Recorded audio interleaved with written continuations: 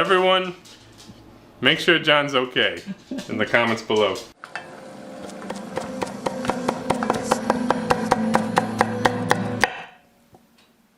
Hi, I'm Phil. Welcome to Pretty Good Cooking. Pretty good. Tonight on the show, we're going to travel to the mysterious land of Sweden. We have actually quite a few fans in Sweden for whatever reason. I don't know why that is, but it is a higher or a larger number of people than I would have expected, including a musician named Theodore Elfbane, who streams on Twitch. So it's a shout out to him. Excellent individual and very, very talented too. I recommend you check out his content.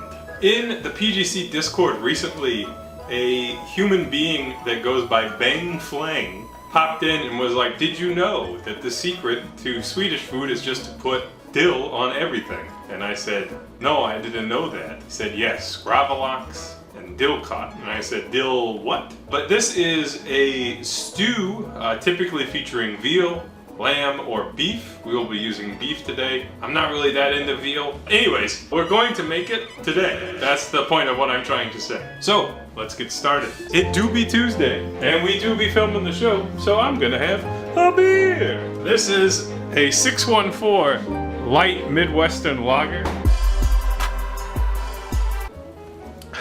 Tastes like nothing at all. He loves it. I do. Okay, so I'm gonna get the stew rolling. I am following more or less a recipe that Bang Flang sent to me, and I'm going to completely ignore the first step, which of course is one of my favorite things to do. When there is a recipe, I like to not follow it. That first step was to bring the meat to a boil, pour off that water, and then start over.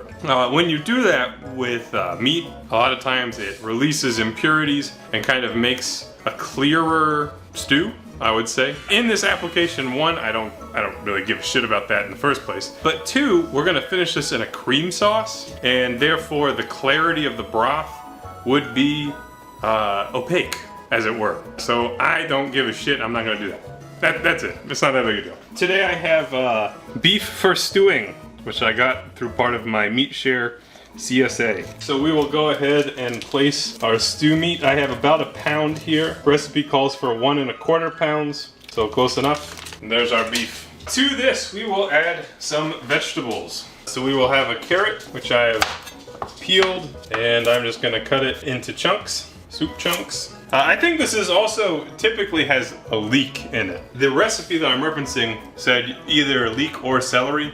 Leek would be much more traditional. I don't have a leek, so I'm using celery. Here's 1 rib of celery, trimmed, washed, and similarly we will chop that up for stewing. Now this literally would not be a food if it did not have an onion in it. We'll add 1 onion, roughly chopped, so basically into the sizes of your choosing. I think we'll go fairly rustic today.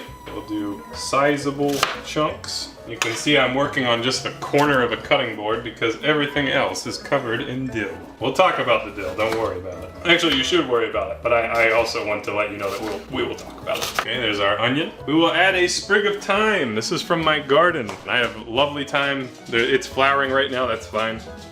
And it goes. And what else do we put in? We put in a bay leaf. Here's a piece of trivia for you at home.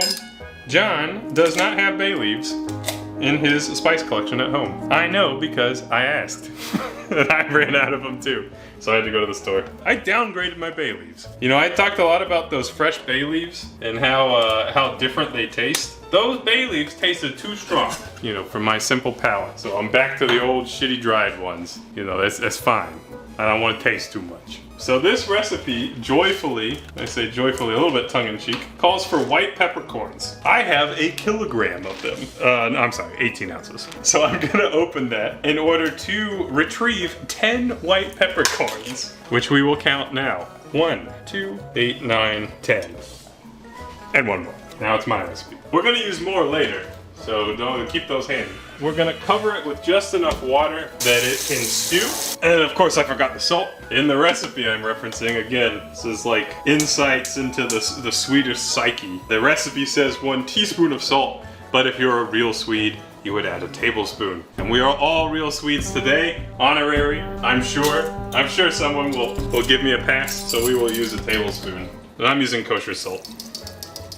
It's also Morton's kosher salt, which is the saltiest salt known to mankind. It's so easy to oversalt with it. Okay, so we will bring that to a simmer and we will stew this for some time. Eventually when we get it to the simmer, we're gonna try to shoot for 45 to 60 minutes, which in non-freedom units is the same because that's how we measure time. Okay, so what we're gonna do next, while that is working, is we're gonna make a dill reduction, which is basically kind of like a dill vinegar sauce that eventually we will mix into our stew. All right, so this recipe calls for 2 ounces of dill, and I want to give you some perspective today. 50 grams of dill, or 2 ounces, which is, how much dill do you think 2 ounces of dill is?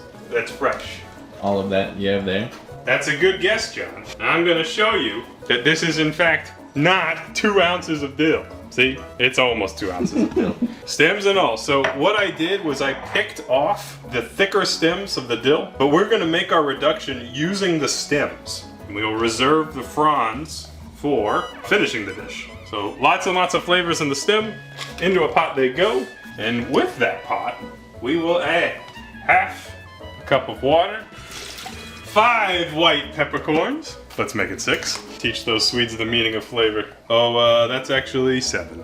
It's too much. It is too much. Typical American excess. We're gonna add a 1/4 cup of sugar, which I measured ahead of time. Seems like a lot of sugar to me. A little bit worried. 3 tablespoons of white vinegar. 1, 2, and there's our 3 tablespoons of white vinegar. So this, which doesn't seem like a whole lot, we will put on the back burner, and we'll bring that to a boil for about 5 minutes and then set it aside.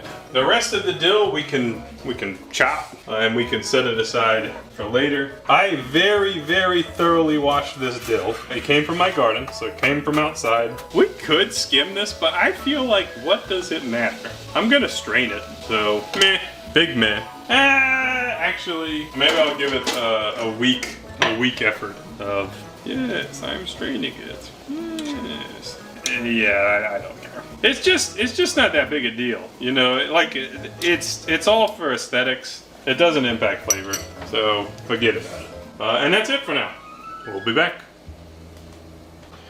Okay, so we gave this bad boy an hour of cook time. And the beef is not like the most tender, but it's close enough. So now we strain the meat and vegetables. We strain it into a bowl because we're keeping the broth.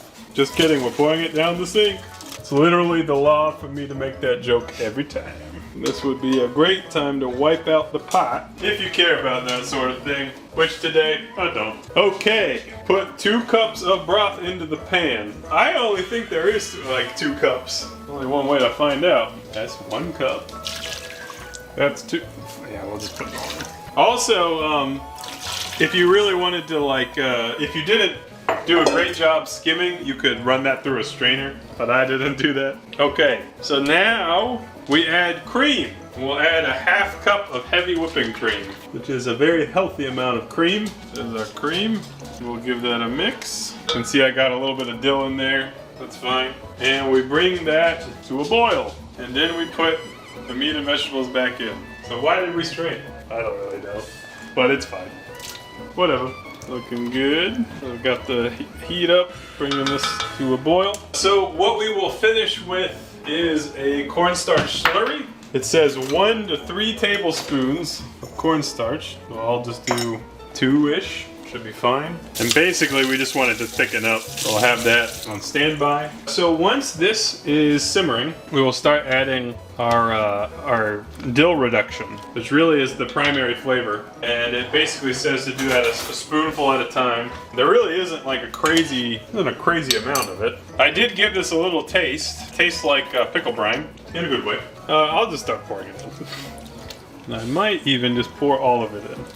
Oh, it's good. I'm just gonna pour it all in. So far, the flavor profile, because of the vegetable and beef combination, it reminds me of the flavors that are associated with corned beef and cabbage, which is kind of peppercorny. But the addition of that pickle brine flavor is very good, very tasty. I think this will be quite delicious. And I have some potatoes going there. So once this gets heated up, we will thicken it. So we can probably start thickening it now. That'd be fine. See where that gets us. very good. I'm legitimately very excited to eat this. Probably end up using all of the cornstarch that I mixed up. Let's go ahead and put the rest of that in. Yeah, you can see that it's pretty thick now. There's definitely some resistance when I put the spoon through to mix it up. And then another telltale sign is that the bubbling should be a little bit more gloppy. It'll actually make kind of like a gloppy sound. You don't want it too thick, obviously. You know, like your mother. Certainly, to me, this is not an unreasonable amount of vinegar. This dish does not taste too strong. It's okay. If you see your bay leaf, which I think I just found, you can fish that out. So we'll be back in just a couple minutes when the potatoes are done. All right, our meal is now ready to eat. So we have to put in our completely reasonable amount of chopped dill. 2 ounces, by the way. And we will stir that up. Now it looks like something, which is a big pot of dill. Very much looking forward to eating this. So let's plate it up. So I am gonna serve it kind of in a messy fashion, which is fine with me. So we are gonna serve it with our boiled potatoes on the side, and we'll let them kind of absorb some of that sauce, even though it's, you know, it's still a side dish, so to speak. Get our stew, and of course if you wanted to eat this in a bowl, you could. It is your right to do what you choose. And I saw on a YouTube video some Swede was eating this with beets, so I too will eat this with beets. Got pickled beets today. Here's our beets. I'm pretty sure I can eat this whole meal with a spoon, which is just fine with me. So let's give it a try.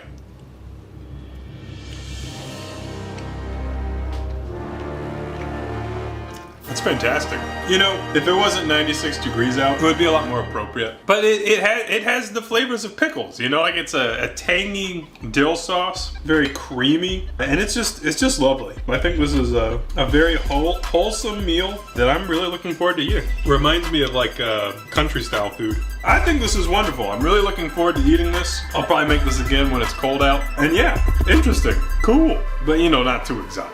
Well, that's our show today. That's how you do it. Happy cooking. We'll see you next time on PGC. Toodaloo.